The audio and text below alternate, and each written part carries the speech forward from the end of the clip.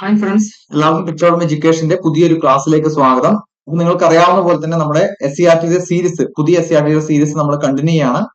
9ാം ക്ലാസ്സിന്റെ ഒരു ചാപ്റ്റർ കൂടി, ഇതും ഒരു ചാപ്റ്റർ കൂടി മാത്രമേ നമുക്ക് കംപ്ലീറ്റ് ചെയ്യാൻ ബാക്കിയുള്ളൂ. ബാക്കി എല്ലാ ചാപ്റ്റേഴ്സും നമ്മൾ കംപ്ലീറ്റ് ചെയ്തിട്ടുണ്ട്. കാണാത്തവർ തീർച്ചയായിട്ടും അതിന്റെ വീഡിയോ കൂടി കാണുക. നമ്മൾ ഇന്ന് നോക്കാൻ പോകുന്നത് സോഷ്യൽ സയൻസിലെ 9ാം ക്ലാസ്സിൽ, അതായത് ന്യൂ SCRTയുടെ ഭാഗമായിട്ടുള്ള 9ാം ക്ലാസ്സിലെ 7ാമത്തെ ചാപ്റ്റർ ആണ്. ഓക്കെ, സോഷ്യൽ സയൻസ് ഫസ്റ്റിലെ 7ാമത്തെ ചാപ്റ്റർ ആണിത്. ജനാധിപത്യത്തിന്റെ വ്യാപനം സ്ഥാപനങ്ങളിലൂടെ എന്ന ചാപ്റ്റർ ആണ്. ഹിസ്റ്ററി, ഏകദേശം ഹിസ്റ്ററി അതുപോലെ തന്നെ കോൺസ്റ്റിറ്റ്യൂഷൻ ഒക്കെ കുറച്ച് വരുന്ന ചാപ്റ്റർ ആണ്. നമ്മൾ ഓൾറെഡി എക്കണോമിക്സ് വരുന്ന ചാപ്റ്റർ, ജോഗ്രഫി വരുന്ന ചാപ്റ്റർ 9ാം ക്ലാസ്സിന്റെ മാക്സിമം പഠിച്ചു കഴിഞ്ഞു. നമുക്ക് ഹിസ്റ്ററിയുടെ ഈ ഒരു ചാപ്റ്റർ അടുത്തൊരു ചാപ്റ്റർ ആണ് ബാക്കിയുള്ളത്. 9ാം ക്ലാസ്സിലെ സോഷ്യൽ സയൻസ് ഫസ്റ്റിലെ 7ാമത്തെ ചാപ്റ്റർ ആണ് ജനാധിപത്യത്തിന്റെ വ്യാപനം സ്ഥാപനങ്ങളിലൂടെ എന്ന് പറയുന്ന ചാപ്റ്റർ. അപ്പോൾ ഓൾറെഡി പറയുന്നത് പോലെ തന്നെ നിങ്ങൾ ആദ്യമായിട്ട് കാണുന്നതാണെങ്കിൽ ഈ ചാനൽ സബ്സ്ക്രൈബ് ചെയ്ത് വെച്ചേക്കുക. നമ്മുടെ എല്ലാ ന്യൂസിനും അതുപോലെ PDF നോട്ട്സിനും ഒക്കെ നമ്മൾ ടെലിഗ്രാം ചാനലും ജോയിൻ ചെയ്തേക്കാം. ഓക്കെ, ഇപ്പൊ ആദ്യത്തെ ചോദ്യത്തിലേക്ക് പോവാം. ഇന്ത്യൻ ഭരണഘടനയുടെ ആമുഖത്തിൽ താഴെ പറയുന്നവയിൽ ഏത് ആശയമാണ് ആദ്യം പ്രതിപാദിച്ചിരിക്കുന്നത്? ഇന്ത്യൻ ഭരണഘടനയുടെ ആമുഖത്തിൽ താഴെ പറയുന്നവയിൽ ഏത് ആശയമാണ് ആദ്യം പ്രതിപാദിച്ചിരിക്കുന്നത്? അപ്പൊ എനിക്കറിയാം ഓൾറെഡി നിങ്ങളെല്ലാം പഠിച്ച് കഴിഞ്ഞിട്ടുള്ളതാണ്. അതുകൊണ്ട് തന്നെ ഓപ്ഷൻ സി പരമാധികാരം ആണ് എന്ന് നിങ്ങൾക്ക് അറിയാം. ബിക്കോസ് ഇതൊരു റിവിഷൻ ടൈം ആണല്ലോ. നിങ്ങളുടെ എല്ലാം മെയ് 21 ഒരു എക്സാം നടക്കുന്നുണ്ട്, സെക്രട്ടേറിയറ്റ് OAയുടെ എക്സാം. അതുപോലെ തന്നെ secretariat assistant degree level exam നടക്കുന്നുണ്ട് 24-ന്. അതുകൊണ്ട് തന്നെ ഓൾറെഡി നിങ്ങളെല്ലാം പഠിച്ചു കഴിഞ്ഞിട്ടുണ്ടാകും. ഇത് റിവിഷൻ മോഡാണെന്ന് അറിയാം. അപ്പൊ ഇന്ത്യൻ ഭരണഘടനയുടെ ആമുഖത്തിൽ താഴെ പറയുന്നതിൽ ഏത് ആശയമാണ് ആദ്യം പ്രതിപാദിച്ചിരിക്കുന്നത് ചോദിച്ചാൽ ഓപ്ഷൻ സി പരമാധികാരമാണ് അല്ലെ. ഓപ്ഷൻ സി പരമാധികാരം. ഇപ്പൊ ക്വസ്റ്റ്യൻ നോക്കാം. ഇലക്ട്രോണിക് വോട്ടിംഗ് മെഷീനെ കുറിച്ച്, അതായത് EVM, താഴെ കൊടുത്തിരിക്കുന്ന പ്രസ്താവനയിൽ തെറ്റായത് ഏതെന്നാണ് ചോദ്യം. അപ്പൊ തെറ്റായത് കണ്ടുപിടിക്കാനാണ് നമ്മളോട് പറഞ്ഞിരിക്കുന്നത്. EVM ഉപയോഗിക്കുന്നത് വോട്ടെണ്ണൽ പ്രക്രിയ വേഗത്തിലാക്കാൻ സഹായിക്കുന്നു. നമുക്ക് അറിയാവുന്ന കാര്യമാണ് അല്ലെ. EVM ഉപയോഗിക്കുന്നത് കൂടി വോട്ടെണ്ണൽ പ്രക്രിയ വേഗത്തിലാവും, അത് നമ്മൾ സഹായിക്കുന്നത്. ശരിയായിട്ടുള്ള ആൻസർ ആണ്. 2, EVM-ൽ രേഖപ്പെടുത്തിയ വോട്ടുകൾ സുരക്ഷിതമായി സൂക്ഷിക്കാൻ സാധിക്കും. അതും ശരിയായിട്ടുള്ള പ്രസ്താവനയാണ് അല്ലെ. EVM-ൽ നമ്മൾ രേഖപ്പെടുത്തിയ വോട്ടുകൾ വളരെ സുരക്ഷിതമായി നമുക്ക് സൂക്ഷിക്കാൻ സാധിക്കും. അത് EVM പ്രവർത്തിപ്പിക്കാൻ ബാറ്ററി ആവശ്യമില്ല എന്ന് പറയുന്നത് പക്ഷേ തെറ്റായിട്ടുള്ള പ്രസ്താവനയാണ്. നമുക്കറിയാം EVM പ്രവർത്തിപ്പിക്കാൻ എന്ത് വേണം? ബാറ്ററി ആവശ്യമുണ്ട്. സോ തെറ്റായിട്ടുള്ള പ്രസ്താവന വെച്ചാൽ ഇത് തന്നെയാണ്, സി തന്നെയാണ്. അടുത്തത് EVM-ൽ വോട്ട് ചെയ്തവരും വോട്ടർക്ക് ഉറപ്പിക്കാനായി VVPAT സംവിധാനമുണ്ട് അല്ലെ. അത് നമുക്കറിയാം, നിങ്ങളെല്ലാം വോട്ട് ചെയ്യുന്നവരായിരിക്കാം.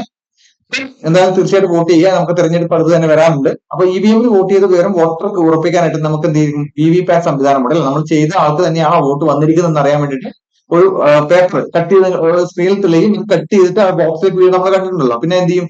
ഈ വോട്ടിംഗ് മെഷീനിലെ വോട്ടും ഈ VVPAT കൂടെ എണ്ണി അത് രണ്ടും സെയിം ആണെങ്കിലാണ് എന്ത് ചെയ്യുക? അതൊരു മികച്ച മീൻസ് നല്ലൊരു വോട്ടെടുപ്പാണ് എന്ന്, വേറെ പ്രശ്നങ്ങളൊന്നും ഇല്ലാത്ത വോട്ടെടുപ്പാണെന്ന് മനസ്സിലാക്കുക.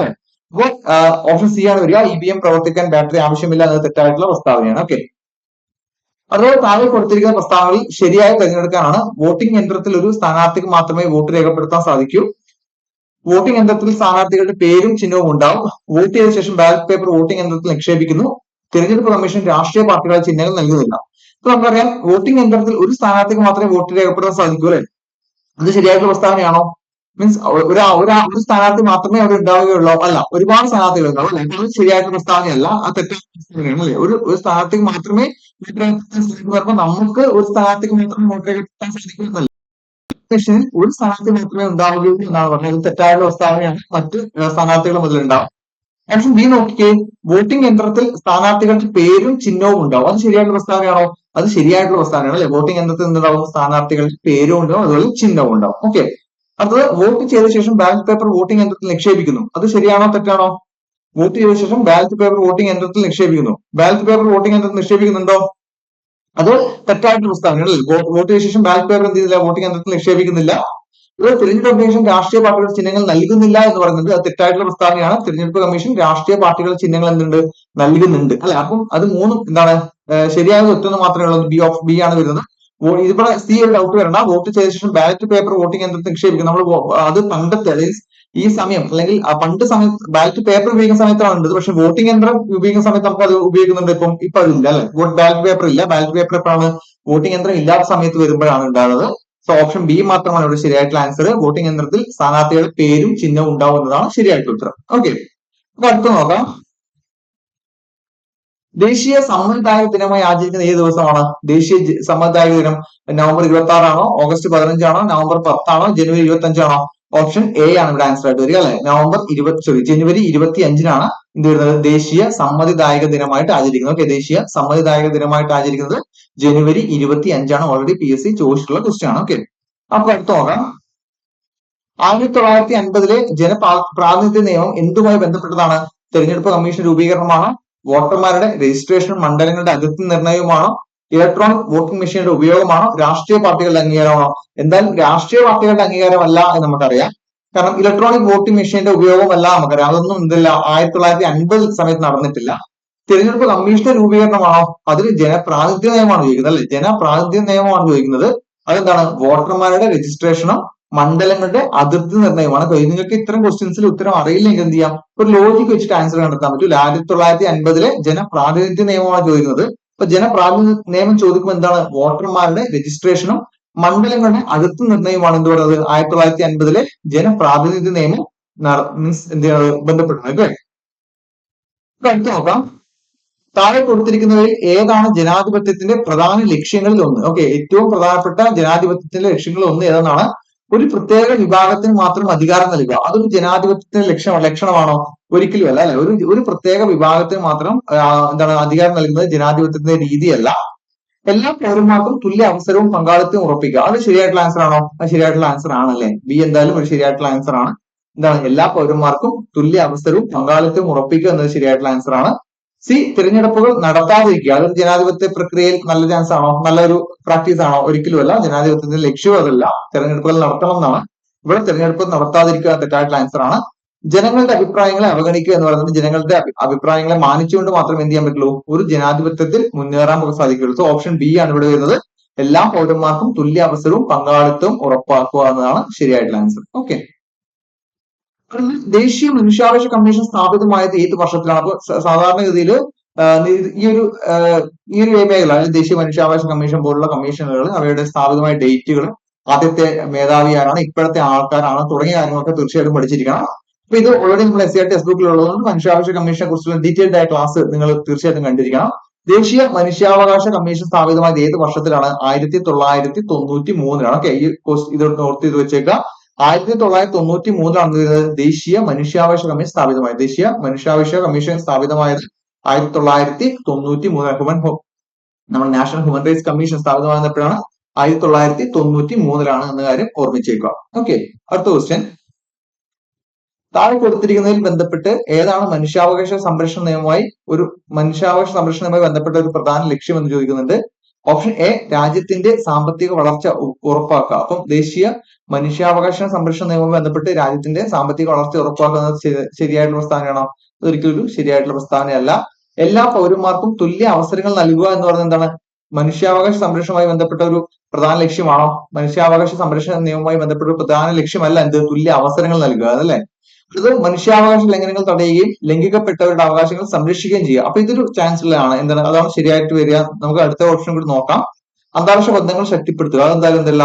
മനുഷ്യാവകാശ സംരക്ഷണ നിയമവുമായി ബന്ധപ്പെടുന്നതല്ല. മനുഷ്യാവകാശ ലംഘനങ്ങൾ തടയുകയും ലംഘിക്കപ്പെട്ടവരുടെ അവകാശങ്ങൾ സംരക്ഷിക്കുകയും ചെയ്യുക എന്നതാണ് എന്ത്? മനുഷ്യാവകാശ സംരക്ഷണ നിയമവുമായി ബന്ധപ്പെട്ട ഒരു പ്രധാന ലക്ഷ്യം എന്ന് പറയുന്നത്. ഓക്കെ, അത് അഭിപ്രായ സ്വാതന്ത്ര്യം എന്നത് ഏത് വിഭാഗത്തിലാണ് പെടുന്നത്? സാമ്പത്തിക അവകാശമാണോ, സാമൂഹിക അവകാശമാണോ, രാഷ്ട്രീയ അവകാശമാണോ, സാംസ്കാരിക അവകാശമാണോ? അപ്പൊ നമുക്ക് പല തരത്തിലുള്ള അവകാശങ്ങൾ എന്തുണ്ട് ഒരു ജനാധിപത്യ ഭൂമിയിലുണ്ട് അല്ലെ? ജനാധിപത്യ ഇന്ത്യയിലുണ്ട്. നമുക്ക് സാമ്പത്തിക അവകാശങ്ങളുണ്ട്, സാമൂഹികമായിട്ടുള്ള അവകാശങ്ങളുണ്ട്, രാഷ്ട്രീയപരമായിട്ടുള്ള അവകാശങ്ങളുണ്ട്, സാംസ്കാരികപരമായിട്ടുള്ള അവകാശങ്ങളുണ്ട്. ഓക്കെ, സോ അഭിപ്രായ സ്വാതന്ത്ര്യം എന്നത് ഏത് വിഭാഗത്തിൽപ്പെടുന്നു? അഭിപ്രായ സ്വാതന്ത്ര്യം എന്നത് രാഷ്ട്രീയ അവകാശമാണ്. ഓക്കെ, രാഷ്ട്രീയ അവകാശത്തിലാണ് പെടുന്നത് അഭിപ്രായ സ്വാതന്ത്ര്യം. അഭിപ്രായ സ്വാതന്ത്ര്യം എന്നത് ഏത് വിഭാഗത്തിൽപ്പെടുന്നു? രാഷ്ട്രീയ അവകാശങ്ങളിൽ പെടുന്നതാണ് ഇത് അഭിപ്രായ സ്വാതന്ത്ര്യം എന്ന കാര്യം ഓർമ്മിക്കുക. അത് കേരള സംസ്ഥാന ബാലാവകാശ കമ്മീഷൻ നിലവിൽ വന്ന വർഷം. PSC ഓൾറെഡി റിപ്പീറ്റഡ് ക്വസ്റ്റ്യൻ ആണ് ഇത്. ബാലാവകാശ കമ്മീഷൻ, കേരള സംസ്ഥാന ബാലാവകാശ കമ്മീഷൻ നിലവിൽ വന്ന വർഷം എത്രയാണ്? 2014. ഓക്കെ, 2014 എന്താണ് കേരള സംസ്ഥാന ബാലാവകാശ കമ്മീഷൻ നിലവിൽ വന്ന വർഷം. ഇപ്പൊ നിങ്ങൾക്കുള്ള ക്വസ്റ്റ്യൻ ഇതാണ്. നിലവിൽ ബാലാവകാശ കമ്മീഷൻ ചെയർമാൻ ആരാണ് എന്ന് എന്ത് ചെയ്യുക? താഴെ കമന്റ് ചെയ്യുക. നിലവിലെ ബാലാവകാശ കമ്മീഷൻ ചെയർമാൻ ആരാണെന്ന് താഴെ കമന്റ് ചെയ്യുക. തീർച്ചയായിട്ടും എന്ത് ചെയ്യും? അത് ക്വസ്റ്റ്യൻസ് വരാൻ ചാൻസ് ഉള്ളതാണ്. ഓക്കെ, അടുത്തത് സംസ്ഥാന ബാലാവകാശ കമ്മീഷന്റെ പ്രധാന ലക്ഷ്യങ്ങളിൽ ഒന്ന് താഴെ പറയുന്നതിൽ ഏതാണെന്നാണ്? കുട്ടികളുടെ വിദ്യാഭ്യാസം പ്രോത്സാഹിപ്പിക്കുക, കുട്ടികളുടെ അവകാശങ്ങൾ സംരക്ഷിക്കുകയും അവർക്കെതിരായ അതിക്രമങ്ങൾ തടയുകയും ചെയ്യുക, എല്ലാ കുട്ടികൾക്കും സൗജന്യ ഭക്ഷണം നൽകുക, കുട്ടികൾക്ക് തൊഴിൽ അവസരങ്ങൾ സൃഷ്ടിക്കുക. അപ്പോൾ തീർച്ചയായിട്ടും ഇത് നമുക്ക് ഒന്ന് ബാലാവകാശ കമ്മീഷനാണ്. അപ്പോൾ ഇത് വായിക്കുമ്പോഴെല്ലാം തന്നിരിക്കുന്നത് എന്താണ്? കുട്ടികളുമായി ബന്ധപ്പെട്ട കാര്യങ്ങളുമാണ്. അപ്പൊ അതുകൊണ്ട് തന്നെ ഇത്തരം ക്വസ്റ്റ്യൻസ് വരുമ്പോൾ ഡൗട്ട് അടിക്കാൻ ചാൻസ് ഉണ്ട്. അപ്പോൾ തീർച്ചയായിട്ടും നിങ്ങളോട് തന്നിരിക്കുന്ന ആൻസേഴ്സിൽ ചിലപ്പോ ഒന്നിൽ കൂടുതൽ ശരിയുണ്ടെങ്കിൽ തന്നെ ഏറ്റവും കൂടുതൽ ആ ഒരു ശരി ഉത്തരത്തോട് അടുത്ത് നിൽക്കുന്ന ഓപ്ഷൻ ആണ് നിങ്ങൾ സെലക്ട് ചെയ്യേണ്ടത്. ഓക്കെ, അപ്പൊ നിങ്ങൾ ഇവിടെ നോക്കിക്കഴിഞ്ഞാൽ കുട്ടികളുടെ വിദ്യാഭ്യാസം പ്രോത്സാഹിപ്പിക്കേണ്ട ഒരു പ്രധാനപ്പെട്ട ലക്ഷ്യമല്ല ആരുടെ ബാലാവകാശ കമ്മീഷന്റെ ഒരു പ്രധാന ലക്ഷ്യമാണ് ഇവിടെ ചോദിക്കുന്നത്. പ്രധാന ലക്ഷ്യങ്ങൾ ഒന്നല്ല എന്ത് കുട്ടികളുടെ വിദ്യാഭ്യാസം പ്രോത്സാഹിപ്പിക്കുക എന്നുള്ളത്. അതുപോലെ എല്ലാ കുട്ടികൾക്കും സൗജന്യ ഭക്ഷണം നൽകലും എന്താണ് ഒരു ബാലാവകാശ കമ്മീഷന്റെ പ്രധാന ലക്ഷ്യങ്ങളിൽ ഒന്നല്ല. പക്ഷെ ലക്ഷ്യമായി വരാൻ ചാൻസ് ഉണ്ട്, ശരിയാണ്. പക്ഷെ പ്രധാന ലക്ഷ്യങ്ങൾ എന്ന് പറയുമ്പോൾ എന്താണ് കുട്ടികളുടെ അവകാശങ്ങൾ സംരക്ഷിക്കുകയും അവർക്കെതിരായിട്ടുള്ള അതിക്രമങ്ങൾ തടയുകയും ചെയ്യുക. ഓക്കെ, അതാണ് ബെസ്റ്റ് ഓഫ് ബെസ്റ്റസ് എന്നൊക്കെ നമ്മൾ പറയില്ലേ. അതായത് നമുക്ക് തന്നിരിക്കുന്ന ആൻസേഴ്സിൽ ഏറ്റവും സ്യൂട്ട് ആയിട്ടുള്ള ഏതാണോ നമ്മൾ സെലക്ട് ചെയ്യുക. സോ ഓപ്ഷൻ ബി ആണ് ഇവിടെ എന്ത് വരുന്നത്, അത് എന്താണ് കറക്റ്റ് ആയിട്ട് കുറച്ചുകൂടെ കറക്റ്റ് ആയിട്ട് വരുന്നത് കുട്ടികളുടെ അവകാശങ്ങൾ സംരക്ഷിക്കുകയും അവർക്കെതിരായിട്ടുള്ള അതിക്രമങ്ങൾ തടയുകയും ചെയ്യുക. ഓക്കെ, അപ്പൊ ഡി ഓപ്ഷൻ എന്താണ് കുട്ടികൾക്ക് തൊഴിലവസരങ്ങൾ സൃഷ്ടിക്കുക. അത് എന്തല്ല ബാലാവകാശ കമ്മീഷന്റെ പ്രധാന ലക്ഷ്യങ്ങൾ ഒന്നല്ല. ഓപ്ഷൻ ബി ആണ് ഇവിടെ കുട്ടികളുടെ അവകാശങ്ങൾ സംരക്ഷിക്കുകയും അവർക്കെതിരായിട്ടുള്ള അതിക്രമങ്ങൾ തടയുകയും ചെയ്യുക എന്നാണ് ശരിയായിട്ടുള്ള ആൻസർ. ഓക്കെ, അതുപോലെ ബാലാവകാശ കമ്മീഷൻ ആസ്ഥാനം എവിടെയാണ് സ്ഥിതി ചെയ്യുന്നത്, അത് തിരുവനന്തപുരത്താണ്. ഓക്കെ, ബാലാവകാശ കമ്മീഷൻ ആസ്ഥാനം സ്ഥിതി ചെയ്യുന്നത് എവിടെയാണ്, തിരുവനന്തപുരത്ത്. അപ്പോൾ ഈ SCERT ടെക്സ്റ്റ് ബുക്കിൽ തന്നെ ഈ ബാലാവകാശ കമ്മീഷനും അതുപോലെ ഹ്യൂമൻ റൈറ്റ്സ് കമ്മീഷനും ഒക്കെ കൊടുക്കുന്നത് കൊണ്ട് തന്നെ ഡീറ്റെയിൽഡ് ആയിട്ട് ക്ലാസ്സുകൾ നിങ്ങൾ എന്ത് ചെയ്യാൻ കാണണം. അതിന്റെ ഡീറ്റെയിൽ ക്ലാസ് നിങ്ങൾക്ക് എവിടെയും കിട്ടാൻ അവൈലബിൾ അല്ലെങ്കിൽ നിങ്ങൾക്ക് ക്ലാസ് ആവശ്യമുണ്ടെങ്കിൽ എന്ത് ചെയ്യുക, താഴെ കമന്റ് ചെയ്യുക, നമുക്ക് അതെന്ത് ചെയ്യാം. ബാലാവകാശ കമ്മീഷൻ ആസ്ഥാനം സ്ഥിതി ചെയ്യുന്നത് എവിടെയാണ്, ഓപ്ഷൻ ബി തിരുവനന്തപുരമാണെന്ന് ഓർമ്മിക്കുക. അടുത്തത് ബാലാവകാശ കമ്മീഷനിലെ അംഗങ്ങളെ നിയമിക്കുന്ന ആരാണ്, മുഖ്യമന്ത്രിയാണോ, ഗവർണറാണോ, സംസ്ഥാന സർക്കാരാണോ, ഹൈക്കോടതി ചീഫ് ജസ്റ്റിസ് ആണോ, അത് സംസ്ഥാന സർക്കാരാണ് അല്ലെ. ബാലാവകാശ കമ്മീഷനിലെ അംഗങ്ങളെ നിയമിക്കുന്ന ആരാണ്, അത് സംസ്ഥാന സർക്കാരാണ്. സംസ്ഥാന സർക്കാരാണ് ഇന്നത് ബാലാവകാശ കമ്മീഷനിലെ അംഗങ്ങളെ നിയമിക്കുന്നത്. അതുപോലെ ബാലാവകാശ കമ്മീഷൻ റിപ്പോർട്ട് സമർപ്പിക്കുന്ന ആർക്കാണ്, സംസ്ഥാന സർക്കാർ തന്നെയാണ്. ഓക്കെ, സംസ്ഥാന സർക്കാർ തന്നെയാണ് ബാലാവകാശ കമ്മീഷൻ ചെയ്യുന്നത്, റിപ്പോർട്ട് സമർപ്പിക്കുന്നത്. ഓക്കെ, അതിനാൽ താഴെ പറയുന്നതിൽ ഏതാണ് ബാലാവകാശ കമ്മീഷന്റെ പ്രധാന അധികാരങ്ങളിലൊന്ന്. ഓക്കെ, പ്രധാനപ്പെട്ട അധികാരങ്ങൾ ഒന്ന് ഏതെന്നാണ്, അത് നിയമങ്ങൾ നിർമ്മിക്കാനുള്ള അധികാരമുണ്ട്, പോലീസിനെ നിയന്ത്രിക്കാനുള്ള അധികാരമാണോ, കുട്ടികളുടെ അവകാശ ലംഘനവുമായി ബന്ധപ്പെട്ട് പരാതികളിൽ അന്വേഷണം നടത്താനും നടപടി എടുക്കാനുള്ള അധികാരമാണോ, സ്കൂളുകളുടെ പാഠ്യപദ്ധതി നിർണ്ണയിക്കാനുള്ള അധികാരമാണോ. അപ്പൊ എന്തായാലും സ്കൂളുകളുടെ പാഠ്യപദ്ധതി നിർണ്ണയിക്കാനുള്ള അധികാരം ആർക്കില്ല, ബാലാവകാശ കമ്മീഷനില്ല. സ്കൂളുകളുടെ പാഠ്യപദ്ധതി നിർണ്ണയിക്കാനുള്ള അധികാരം ആർക്കില്ല, ബാലാവകാശ കമ്മീഷനില്ല. നിയമങ്ങൾ നിർമ്മിക്കാനുള്ള, അതായത് പൊതു നിയമങ്ങളായിരിക്കാം ഉദ്ദേശിക്കുന്നത്, പൊതു നിയമങ്ങൾ നിർമ്മിക്കാനുള്ള അവകാശം എന്തില്ല, നമ്മുടെ ബാലാവകാശ കമ്മീഷനില്ല. പോലീസിനെ നിയന്ത്രിക്കാനുള്ള അവകാശമില്ല, അധികാരമില്ല. പിന്നെ എന്താണുള്ളത്, കുട്ടികളുടെ അവകാശ ലംഘനവുമായി ബന്ധപ്പെട്ട പരാതികളിൽ അന്വേഷണം നടത്താൻ അതുപോലെ തന്നെ അതിൽ നടപടി എടുക്കാനുള്ള അധികാരമാണ് ആർക്കുള്ളത്, ബാലാവകാശ കമ്മീഷൻ എടുക്കുക. അതാണ് ബാലാവകാശ കമ്മീഷന്റെ പ്രധാന അധികാരങ്ങളൊന്ന്. കുട്ടികളുടെ ടെക്സ്റ്റ് ബുക്കിൽ ഇങ്ങനെ തന്നെ കൊടുത്തിട്ടുണ്ട്, ഈ സെയിം ഡയലോഗ് കൊടുത്തിട്ടുണ്ട്. കുട്ടികളുടെ അവകാശ ലംഘനവുമായി ബന്ധപ്പെട്ട പരാതികളിൽ അന്വേഷണം നടത്തുവാൻ നടപടി എടുക്കാനുള്ള അധികാരമാണ്. ഓപ്ഷൻ സി ആണ് ഇവിടെ ആൻസർ ആയിട്ട് വരിക. തുല്യതയുടെ ഒരു തലമുറ എന്നത് ഏത് ദിനവുമായി ബന്ധപ്പെട്ട മുദ്രാവാക്യമാണ്, തുല്യതയുടെ ഒരു തലമുറ എന്നത് ഏത് ദിനവുമായി ബന്ധപ്പെട്ട മുദ്രാവാക്യമാണ്, ഏതാണ്, ലോകാരോഗ്യ ദിനമാണോ, ലോക പരിസ്ഥിതി ദിനമാണോ, അന്താരാഷ്ട്ര വനിതാ ദിനമാണോ, അന്താരാഷ്ട്ര തൊഴിലാളി ദിനമാണോ, ഏതാണത്, അന്താരാഷ്ട്ര വനിതാ ദിനമാണ്. തുല്യതയുടെ ഒരു തലമുറ എന്നത് ഏത് ദിനവുമായി ബന്ധപ്പെട്ടതാണ്, അന്താരാഷ്ട്ര വനിതാ ദിനവുമായി ബന്ധപ്പെട്ടതാണ്. ഇത് തുല്യതയുടെ ഒരു തലമുറ എന്നത് ഏത് ദിനവുമായി ബന്ധപ്പെട്ടതാണ്, അന്താരാഷ്ട്ര വനിതാ ദിനവുമായി ബന്ധപ്പെട്ടതാണ്. ഓക്കെ, ഇത് സ്ത്രീധന നിരോധന നിയമം നിലവിൽ വന്ന വർഷം എപ്പോഴാണ് സ്ത്രീധന നിരോധന നിയമം 1956 ആണോ, 61 ആണോ, 72 ആണോ, 84 ആണോ. ഇത് ഓൾറെഡി PSC ചോദിച്ചിരിക്കുന്ന PYQ ആണ്. ഓപ്ഷൻ ബി ആണ് ഇവിടെ ആൻസർ ആയിട്ട് വരിക. 1961. ഓക്കെ, സ്ത്രീധന നിരോധന നിയമം നിലവിൽ വന്ന വർഷം 1961. ഓക്കെ, 1961 ആണ് എന്ത്, സ്ത്രീധന നിരോധന നിയമം ഇത് നിലവിൽ വന്നിരിക്കുന്നത്. ഓക്കെ,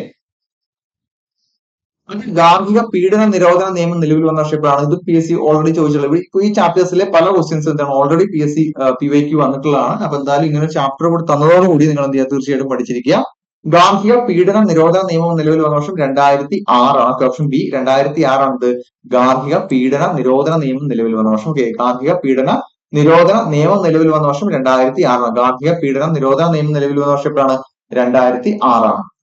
ദേശീയ വനിതാ കമ്മീഷൻ നിലവിൽ വന്ന വർഷം എപ്പോഴാണ്, ദേശീയ വനിതാ കമ്മീഷൻ നിലവിൽ വന്ന വർഷം 1992 ആണ്. ടെക്സ്റ്റ് ബുക്കിൽ ഇത്ര മാത്രമേ കൊടുത്തുള്ളൂ, അതുകൊണ്ടാണ് നമ്മൾ ഇത്രമാത്രം എടുക്കുന്നത്. തീർച്ചയായിട്ടും കമ്മീഷൻസ് പഠിക്കുമ്പോൾ ഡീറ്റെയിൽഡ് ആയിട്ട് പഠിക്കണം, ഞാൻ ഓൾറെഡി പറഞ്ഞു കഴിഞ്ഞു.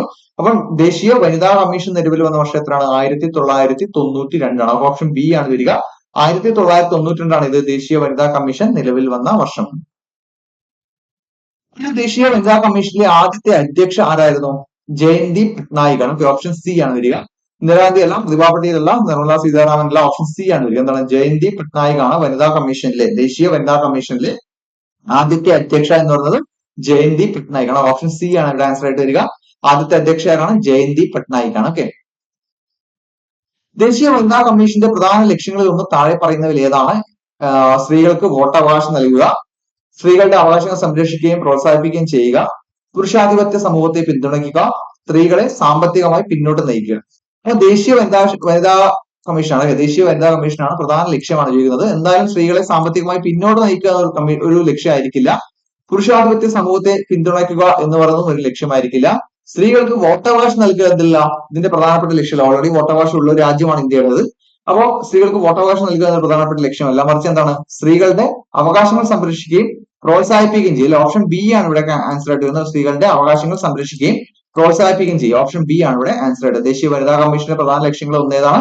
സ്ത്രീകളുടെ അവകാശങ്ങൾ സംരക്ഷിക്കുകയും പ്രോത്സാഹിപ്പിക്കുകയും ചെയ്യുക എന്നാണ് ആൻസർ ആയിട്ട് വരിക. ഓക്കെ, ദേശീയ ന്യൂനപക്ഷ കമ്മീഷൻ എന്തുമായി ബന്ധപ്പെട്ടതാണ്? ദേശീയ ന്യൂനപക്ഷ കമ്മീഷൻ എന്തുമായി ബന്ധപ്പെട്ടതാണ്? എല്ലാ മതവിഭാഗങ്ങളെയും പിന്തുണയ്ക്കുക, ഭാഷാപരമായിട്ടുള്ള ന്യൂനപക്ഷങ്ങളുടെ അവകാശങ്ങൾ സംരക്ഷിക്കുക, മതപരവും ഭാഷാപരവുമായ ന്യൂനപക്ഷങ്ങളുടെ അവകാശങ്ങൾ സംരക്ഷിക്കുക, ഒരു പ്രത്യേക മതവിഭാഗത്തെ മാത്രം പിന്തുണയ്ക്കുക. അപ്പൊ എന്തായാലും എന്താണല്ല, ഒരു പ്രത്യേക മതവിഭാഗത്തെ മാത്രം പിന്തുണയ്ക്കുക എന്ന് പറയുന്നതല്ല എന്ത് ദേശീയ ന്യൂനപക്ഷ കമ്മീഷന്റെ ഒരു ലക്ഷ്യം എന്തായാലും അല്ല, നമുക്കറിയാം. എല്ലാ മതവിഭാഗങ്ങളെയും പിന്തുണയ്ക്കുക എന്ന് പറയുന്ന ലക്ഷ്യമല്ല, ന്യൂനപക്ഷ കമ്മീഷനാണ്. സോ ന്യൂനപക്ഷ മതങ്ങളെ പിന്തുണയ്ക്കാനുള്ളതാണ്. ഭാഷാപരമായ ന്യൂനപക്ഷങ്ങളുടെ അവകാശങ്ങൾ സംരക്ഷിക്കുക, അതും പറയുന്നുണ്ട്. അതും എന്താണ്, അതൊരു ലക്ഷ്യമാണെങ്കിൽ കൂടി അത് മാത്രമല്ല എന്റെ ലക്ഷ്യം എന്ന് പറയുന്നത്. ഓക്കെ, അത് മാത്രമല്ല, ഭാഷാപരമായിട്ടുള്ള ന്യൂനപക്ഷങ്ങളുടെ അവകാശം സംരക്ഷിക്കുക മാത്രമല്ല, എന്താണ്, മതപരവും ഭാഷാപരവുമായ ന്യൂനപക്ഷങ്ങളുടെ അവകാശങ്ങൾ സംരക്ഷിക്കുക. ഓപ്ഷൻ സി ആണ് ഇവിടെ കറക്റ്റ് ആയിട്ട് വരിക. മതപരവും അതുപോലെ തന്നെ ഭാഷാപരവുമായിട്ടുള്ള ന്യൂനപക്ഷങ്ങളുടെ അവകാശങ്ങൾ സംരക്ഷിക്കുക എന്നതാണ് ഇവിടെ എന്ത് ശരിയായിട്ടുള്ള ആൻസർ. അതാണ് ദേശീയ ന്യൂനപക്ഷ കമ്മീഷൻ എന്തുമായി ബന്ധപ്പെട്ടാണെന്നുള്ള ചോദ്യത്തിന്റെ ആൻസർ. ഓക്കെ, അടുത്ത ദേശീയ ന്യൂനപക്ഷ കമ്മീഷന്റെ പ്രധാന ചുമതലകളിൽ ഒന്ന് താഴെ പറയുന്നവയിൽ ഏതാണ്? നമ്മൾ ചോദിച്ചിട്ടുള്ള ക്വസ്റ്റ്യൻ തന്നെയാണ്. ന്യൂനപക്ഷങ്ങളുടെ പ്രശ്നങ്ങൾ അന്വേഷിക്കുകയും സർക്കാരിന് റിപ്പോർട്ട് നൽകുകയും ചെയ്യുക. ഇതാണ് ആൻസർ ആയിട്ട് വരിക. ന്യൂനപക്ഷങ്ങളുടെ പ്രശ്നങ്ങൾ അന്വേഷിക്കുകയും സർക്കാരിന് റിപ്പോർട്ട് നൽകുകയും ചെയ്യുക എന്നാണ് ആൻസർ ആയിട്ട് വരിക. മറ്റ് ന്യൂനപക്ഷങ്ങളുടെ എണ്ണം വർദ്ധിപ്പിക്കുക ഒരു ലക്ഷ്യമല്ല, ഒരു പ്രധാനപ്പെട്ട ചുമതലകളൊന്നല്ല. ന്യൂനപക്ഷങ്ങൾക്ക് പ്രത്യേക സാമ്പത്തിക സഹായം നൽകുകയല്ല. ന്യൂനപക്ഷങ്ങളെ ഭൂരിപക്ഷ വിഭാഗമായി ലയിപ്പിക്കുക എന്ന് പറയുന്ന ലക്ഷ്യമല്ല. എന്താണ് ആൻസർ ആയിട്ട് വരുന്നത്? ന്യൂനപക്ഷങ്ങളുടെ പ്രശ്നങ്ങൾ അന്വേഷിക്കുകയും, ഓപ്ഷൻ ബി ആണ് വരിക. ന്യൂനപക്ഷങ്ങളുടെ പ്രശ്നങ്ങൾ അന്വേഷിക്കുകയും സർക്കാരിന് റിപ്പോർട്ട് നൽകുകയും ചെയ്യുന്നതാണ് എന്ത് ദേശീയ ന്യൂനപക്ഷ കമ്മീഷന്റെ പ്രധാന ചുമതലകളിൽ ഒന്നെന്ന് പറയുന്നത്. ഓക്കെ, എന്നാൽ ദേശീയ പട്ടികജാതി കമ്മീഷനെ കുറിച്ച് താഴെ പറയുന്നവയിൽ ഏതാണ് ശരിയായതെന്നാണ്. 1989 സ്ഥാപിതമായി.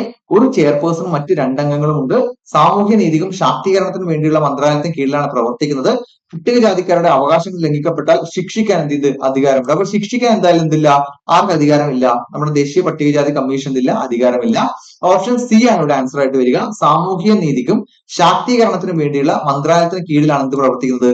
ദേശീയ പട്ടികജാതി കമ്മീഷൻ പ്രവർത്തിക്കുന്നത്. ഓക്കെ, ദേശീയ പട്ടികജാതി കമ്മീഷൻ, നാഷണൽ SC/ST കമ്മീഷൻ വരില്ലേ, ഷെഡ്യൂൾ കാസ്റ്റ് കമ്മീഷൻ വരുന്നത്.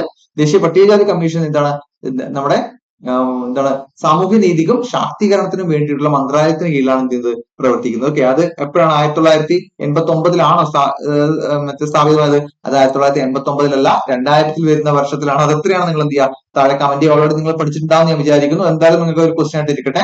ദേശീയ പട്ടികജാതി കമ്മീഷൻ സ്ഥാപിതമാവുന്ന വർഷം എത്രയാണെന്ന് വെച്ചാൽ താഴെ ഈ വീഡിയോ താഴെ എന്ത് ചെയ്യുക, കമന്റ് ചെയ്യുക. എങ്കിൽ മാത്രം നിങ്ങൾ കംപ്ലീറ്റ് ആയിട്ട് കാണുന്നുള്ളൂ എന്ന് എനിക്ക് മനസ്സിലാവുകയുള്ളൂ. തീർച്ചയായിട്ടും എന്ത് ചെയ്യുക, ഫുൾ ആയിട്ട് കമന്റ് ചെയ്യുക. ദേശീയ പട്ടികജാതി കമ്മീഷൻ നിലവിൽ വന്ന വർഷം എത്രയാണെന്ന് കമന്റ് ചെയ്യുക. സാമൂഹ്യ നീതിക്കും ശാക്തീകരണത്തിനും വേണ്ടിയുള്ള മന്ത്രാലയത്തിന് കീഴിലാണ് ഇത് ദേശീയ പട്ടികജാതി കമ്മീഷൻ പ്രവർത്തിക്കുന്ന കാര്യം കൂടി മനസ്സിലാക്കുക. ഓക്കെ, ദേശീയ പട്ടികവർഗ കമ്മീഷൻ എന്തുമായി ബന്ധപ്പെട്ടിരിക്കുന്നതാണ്? താഴെ പറയുന്നതിൽ പട്ടികയിൽ ഉൾപ്പെടുത്തിയിട്ടുള്ള ഗോത്ര വിഭാഗങ്ങളുടെ അവകാശങ്ങൾ സംരക്ഷിക്കുന്നത്. ഓപ്ഷൻ സി ആണ് ഇവിടെ ആൻസർ ആയിട്ട് വരിക. പട്ടികയിൽ ഉൾപ്പെടുത്തിയിട്ടുള്ള ഗോത്ര വിഭാഗങ്ങൾ, അതായത് പട്ടികയിൽ ഉൾപ്പെടുത്തിയിട്ടുള്ള ഗോത്ര വിഭാഗങ്ങളുടെ അവകാശങ്ങൾ സംരക്ഷിക്കാനാണ് ദേശീയ പട്ടികവർഗ കമ്മീഷൻ വരുന്നത്. സാമ്പത്തികമായി വിനിയോഗം നൽകുന്ന വിഭാഗങ്ങളെ കുറിച്ചല്ല, സാമൂഹിക വിദ്യാഭ്യാസപരമായി വിനിയോഗം നൽകുന്ന വിഭാഗങ്ങളെ കുറിച്ചല്ല, മതന്യൂനപക്ഷങ്ങളുടെ അവകാശങ്ങളൊന്നുമല്ല. പട്ടികയിൽ, അതായത് ഈ നമ്മുടെ ഏതൊക്കെയാണ് കാസ്റ്റിൽ വരുന്നത് എന്ന് പറയുന്ന ആ ടേബിൾ ഉൾപ്പെടുത്തിയിരിക്കുന്ന ഗോത്ര വിഭാഗങ്ങളുടെ അവകാശം സംരക്ഷിക്കാനാണ് ഇത് ദേശീയ പട്ടികവർഗ കമ്മീഷൻ ബന്ധപ്പെട്ടിരിക്കുന്ന കാര്യം ഓർമ്മിക്കും. ഓക്കെ, അതാണ് വിദ്യാഭ്യാസ സ്ഥാപനങ്ങളിൽ സംവരണം ഏർപ്പെടുത്തുന്നതിനുള്ള പ്രധാന ലക്ഷ്യം എന്താണ് വിദ്യാഭ്യാസ സ്ഥാപനങ്ങളിൽ സംവരണം ഏർപ്പെടുത്തുന്നതിനുള്ള പ്രധാന ലക്ഷ്യം? ഇപ്പൊ നമുക്കറിയാം ഒരുപാട് ചർച്ച നടക്കുന്ന കാലഘട്ടമാണ് ഈ സംവരണവുമായി ബന്ധപ്പെട്ടുകൊണ്ട്. എന്താണ്, എല്ലാ വിദ്യാർത്ഥികൾക്കും തുല്യ അവസരങ്ങൾ നൽകുക എന്നതാണോ ഈ സംവരണം കൊണ്ട് ഉദ്ദേശിക്കുന്നത്? എന്തായാലും അതല്ല. എല്ലാ വിദ്യാർത്ഥികൾക്കും തുല്യ അവസരം നൽകാനാണെങ്കിൽ സംവരണത്തിന്റെ ആവശ്യമില്ല, അത് തെറ്റായിട്ടുള്ള പ്രസ്താവനയാണ്.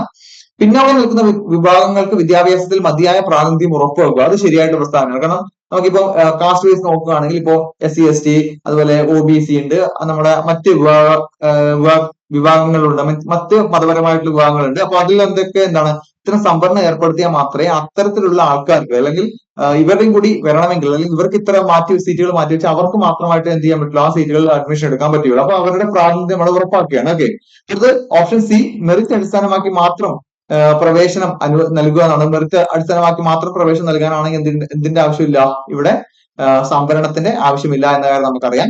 മുന്നോക്കം നിൽക്കുന്ന വിഭാഗങ്ങൾക്ക് കൂടുതൽ അവസരങ്ങൾ നൽകുക എന്നത് തെറ്റായിട്ടുള്ള പ്രസ്താവനയാണ്. അവർക്ക് എന്തല്ല റിസർവേഷൻ കൊടുക്കാറില്ല. മുന്നോക്കം നിൽക്കുന്ന വിഭാഗങ്ങൾക്ക് അധികം റിസർവേഷൻ കൊടുക്കാറില്ല. ഇപ്പൊ അടുത്തിടെ മാത്രമാണ് EWS പോലുള്ള കാര്യങ്ങളൊക്കെ വന്നിട്ടുള്ളത്.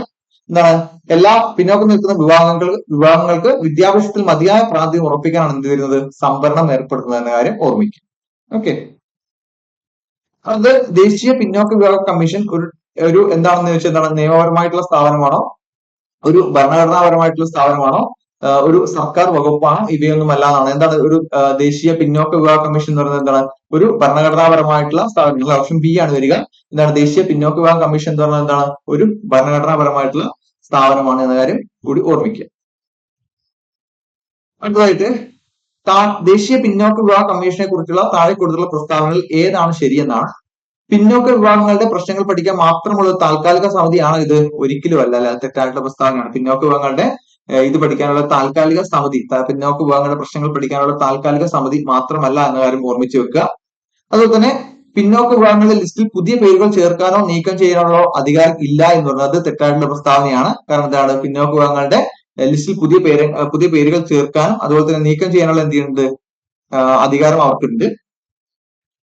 ഓപ്ഷൻ സി സാമൂഹികമായും വിദ്യാഭ്യാസപരമായും പിന്നോക്കം നിൽക്കുന്ന വിഭാഗങ്ങൾക്ക് സംവരണം നൽകുന്നത് സംബന്ധിച്ച് ശുപാർശകൾ നൽകുന്നു. അത് ശരിയായിട്ടുള്ള പ്രസ്താവനയാണല്ലേ. ഇതാണ് സാമൂഹികമായും വിദ്യാഭ്യാസപരമായും പിന്നോക്കം നിൽക്കുന്ന വിഭാഗങ്ങൾക്ക് സംവരണം നൽകുന്നത് സംബന്ധിച്ച ശുപാർശകൾ സർക്കാർ നൽകുക എന്നാണ് എന്ത് ചെയ്തത്, നമ്മുടെ ദേശീയ പിന്നോക്ക വിഭാഗ കമ്മീഷനെ കുറിച്ചിട്ടുള്ള ഒരു പ്രധാനപ്പെട്ട എന്താണ് ശരിയായിട്ടുള്ള പ്രസ്താവന എന്താണ്, സാമൂഹികമായും വിദ്യാഭ്യാസപരമായും പിന്നോക്കം നിൽക്കുന്ന വിഭാഗങ്ങൾക്ക് സംവരണം നൽകുന്നത് സംബന്ധിച്ച് ശുപാർശകൾ നൽകുന്നു. ഓപ്ഷൻ ഡി എന്ന് പറഞ്ഞാൽ അംഗങ്ങളെ തിരഞ്ഞെടുക്കുന്ന സംസ്ഥാന സർക്കാരുകളാണ് എന്ന് പറഞ്ഞാൽ ദേശീയ പിന്നോക്ക വിഭാഗ കമ്മീഷനാണ്. ദേശീയ പിന്നോക്ക വിഭാഗ കമ്മീഷനിൽ അംഗങ്ങളെ തിരഞ്ഞെടുക്കുന്ന എന്തായാലും അല്ല, ആരല്ല, സംസ്ഥാന സർക്കാരുകളല്ല. ഓക്കെ, ഇപ്പൊ സംസ്ഥാന സർക്കാരുകളല്ല. അപ്പൊ ഇവിടെ ശരിയായിട്ടുള്ള ആൻസർ ഏതാണ്, ഓപ്ഷൻ സി ആണ്. സാമൂഹികപരമായും വിദ്യാഭ്യാസപരമായും പിന്നോക്കം നിൽക്കുന്ന വിഭാഗങ്ങൾക്ക് സംവരണം നൽകുന്നത് സംബന്ധിച്ച് ശുപാർശകൾ നൽകുന്നു എന്ന് പറഞ്ഞാണ് ശരിയായിട്ടുള്ള ആൻസർ. ഓക്കെ, അതിൽ ദേശീയ പിന്നോക്ക വിഭാഗ കമ്മീഷന്റെ പ്രധാന ലക്ഷ്യം എന്താണ്, മുന്നോക്ക വിഭാഗങ്ങളുടെ താല്പര്യം സംരക്ഷിക്കുക, തെറ്റായിട്ടുള്ള പ്രസ്താവനയാണ്. എല്ലാ പൗരന്മാർക്കും തുല്യനീതി ഉറപ്പാക്കുക എന്ന് പറയുന്നത് തെറ്റാണ്. പിന്നോക്ക വിഭാഗങ്ങളുടെ അവകാശം സംരക്ഷിക്കുകയും അവർക്ക് നീതി ലഭ്യമാക്കുകയും ചെയ്യുക, അതാണ് ശരിയായിട്ടുള്ളത് അല്ലെ. അപ്പൊ ദേശീയ പിന്നോക്ക വിഭാഗ കമ്മീഷന്റെ പ്രധാന ലക്ഷ്യം എന്ന് പറയുന്നതാണ് പിന്നോക്ക വിഭാഗങ്ങളുടെ അവകാശം സംരക്ഷിക്കുകയും അവർക്ക് നീതി ലഭ്യമാക്കുകയും ചെയ്യുക. രാജ്യത്തിന്റെ സാമ്പത്തിക വികസനം ത്വരിതപ്പെടുത്തുക, അതെന്തായാലും അവരുടെ ലക്ഷ്യമല്ല. അത് ഓപ്ഷൻ സി ആണ് ഇവിടെ ആൻസർ ആയിട്ട് വരിക. പിന്നോക്ക വിഭാഗങ്ങളുടെ അവകാശം സംരക്ഷിക്കുകയും അവർക്ക് നീതി ലഭ്യമാക്കുകയും ചെയ്യുക എന്നാണ് ഇവിടെ ദേശീയ പിന്നോക്ക വിഭാഗ കമ്മീഷന്റെ ലക്ഷ്യം എന്ന് പറയുന്നത്. ഓക്കെ, അത് ദേശീയ പിന്നോക്ക വിഭാഗ കമ്മീഷൻ ആരുടെ കീഴിലാണ് പ്രവർത്തിക്കുന്നത്? അത് പ്രധാനമന്ത്രിയുടെ ഓഫീസാണോ, രാഷ്ട്രപതിയുടെ ഓഫീസാണോ, സാമൂഹ്യ നീതി ശാക്തീകരണ മന്ത്രാലയത്തിനാണോ, അതോ ആഭ്യന്തര മന്ത്രാലയമാണോ? ഏതാണത്? അത് സാമൂഹ്യ നീതി ശാക്തീകരണ മന്ത്രാലയമാണ്. ഓക്കെ, ഓപ്ഷൻ സി ആണ് വരിക.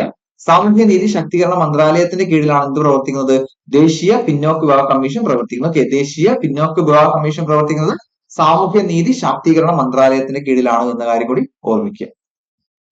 അതായത് അഖിലേന്ത്യാ സർവീസുകളിൽ പെടാത്തത് ഏതാണ്? നമുക്കറിയാം IAS, IPS, IFOS എന്തൊക്കെ എന്താണ് നമ്മുടെ അഖിലേന്ത്യാ സർവീസിലൊക്കെ സെൻട്രൽ സർവീസുകളിൽ പെടുന്നതാണ് IAS അതുപോലെ IPS പോലുള്ളവ. അപ്പൊ ഇവിടെ പെടാത്ത ഏതാണ്, അഖിലേന്ത്യാ സർവീസിൽ പെടാത്ത ഏതാണ്? അത് ഇന്ത്യൻ ഫോറിൻ സർവീസ് ആണ്, IFS ആണ്. IFS എന്ന് പറഞ്ഞാൽ ഒരു സെൻട്രൽ സർവീസ് അല്ല എന്ന കാര്യം കൂടി നമുക്കറിയാം. അഖിലേന്ത്യാ സർവീസിൽ പെടാത്ത ഏതാണെന്ന് വെച്ചാൽ ഇന്ത്യൻ ഫോറിൻ സർവീസ് ആണ്. നിങ്ങൾക്ക് ഓപ്ഷൻ കാണുമ്പോൾ ചിലപ്പോൾ തെറ്റിപ്പോകാൻ ചാൻസ് ഉണ്ട്. സോ ഇന്ത്യൻ ഫോറിൻ സർവീസ് ആണ് എന്ത്, അഖിലേന്ത്യാ സർവീസിൽ പെടാത്തത്. ബാക്കി IAS, IPS, IFOS Indian foreign സർവീസും ഒക്കെ എന്താണ് ഇതിൽ അഖിലേന്ത്യാ സർവീസിൽ പെടുന്നതാണെന്ന കാര്യം കൂടി ഓർമ്മിക്കുക. ഓക്കെ, അപ്പൊ ഇത്രയും ക്വസ്റ്റ്യൻസ് ആണ്. ഏകദേശം നമ്മൾ 30-32ഓളം ക്വസ്റ്റ്യൻസ് നമ്മൾ ഇതിൽ ഡിസ്കസ് ചെയ്തിട്ടുണ്ട്. 30-32 ക്വസ്റ്റ്യൻസ് ഡിസ്കസ് ചെയ്തിട്ടുണ്ട്. അപ്പൊ നമ്മൾ എന്ത് ചെയ്യാം, ഇത് നമ്മൾ ഡിസ്കസ് ചെയ്ത് 9ാം ക്ലാസ്സിലെ സോഷ്യൽ സയൻസ് ഫസ്റ്റിലെ സെക്കൻഡ് പാർട്ടിലെ നമ്മൾ പാർട്ട് 1, പാർട്ട് 2 ടെക്സ്റ്റ് ബുക്ക് ഉണ്ടല്ലോ, അതിന്റെ പാർട്ടിലെ 7ാമത്തെ ചാപ്റ്റർ ആണ്. ഇത് കുറച്ച് നമ്മുടെ ഹിസ്റ്ററിയും അതുപോലെ തന്നെ നമ്മുടെ എന്താണ് കോൺസ്റ്റിറ്റ്യൂഷനൊക്കെ ബന്ധപ്പെട്ട ക്വസ്റ്റ്യൻസ് ആണ്. പക്ഷെ ഒരുപാട് ക്വസ്റ്റ്യൻസ് ഓൾറെഡി ഈ ചാപ്റ്റേഴ്സ് നിന്ന് മുമ്പത്തെ പരീക്ഷകൾക്ക് തന്നെ, അതായത് ഈ ചാപ്റ്റർ വരുന്നതിന് മുമ്പ് തന്നെ ഈ ചാപ്റ്ററിലെ കണ്ടന്റുകൾ എന്താണ് ക്വസ്റ്റ്യൻ ആയിട്ട് വന്നിട്ടുണ്ട്. അപ്പൊ തീർച്ചയായിട്ടും ഈ ചാപ്റ്ററുകൾ വന്നതോടുകൂടി എന്താണ് തീർച്ചയായിട്ടും ഇതിന്റെ ക്വസ്റ്റ്യൻസ് വരാനുള്ള നല്ല ചാൻസ്, പ്രത്യേക കമ്മീഷനുകളൊക്കെ വളരെ ഇമ്പോർട്ടന്റ് ആയിട്ട് നിങ്ങൾ തീർച്ചയായിട്ടും പഠിച്ചിരിക്കണം. നല്ല രീതിയിൽ പഠിച്ച് നോക്കിയിട്ട് പോകണം. അപ്പൊ നിങ്ങൾ വീഡിയോ കാണുന്നുണ്ട്, എനിക്ക് മനസ്സിലാവുന്നുണ്ട്, ഒരുപാട് പേര് കമന്റ് ചെയ്യുന്നുണ്ട്, ഒരുപാട് സജഷൻസ് ഒക്കെ പറയുന്നുണ്ട്. അതൊക്കെ നമുക്ക് വരുന്ന ക്ലാസ്സുകളിൽ ശരിയാക്കാം. അപ്പൊ എന്തായാലും ഈ ഒരു സീരീസിന്റെ കംപ്ലീറ്റ് പ്ലേലിസ്റ്റ് നമ്മുടെ ടെലഗ്രാം ചാനൽ ഞാൻ ഷെയർ ചെയ്യാം. അപ്പൊ നിങ്ങൾ എന്ത് ചെയ്യണം, ആ സീരീസ് മൊത്തം കാണാൻ വേണ്ടി ശ്രമിക്കുക. ഒരു ചാപ്റ്റർ കൂടി കഴിഞ്ഞ് നമ്മുടെ 9ാം ക്ലാസ് ഫുൾ കഴിഞ്ഞിരിക്കുകയാണ്. പുതിയ SCERT മുഴുവൻ നമുക്ക് MCQ രൂപത്തിൽ നിങ്ങൾക്ക് നൽകിയിട്ടുണ്ട്. നമുക്കിനി അത് 7ാം ക്ലാസ്സും 5ാം ക്ലാസ്സും കൂടി കംപ്ലീറ്റ് ചെയ്യേണ്ടതുണ്ട്. സോ എന്തായാലും ക്ലാസ് ഇഷ്ടപ്പെട്ടെങ്കിൽ തീർച്ചയായും കമന്റ് ചെയ്യുമെങ്കിൽ മാത്രമേ നമ്മളത് അറിയുള്ളൂ. അപ്പോൾ തീർച്ചയായിട്ടും അടുത്ത ക്ലാസ്സിലേക്ക് കാണാം. എല്ലാവർക്കും പെട്ടെന്ന് തന്നെ ജോലി ഇട്ടിട്ട് താങ്ക്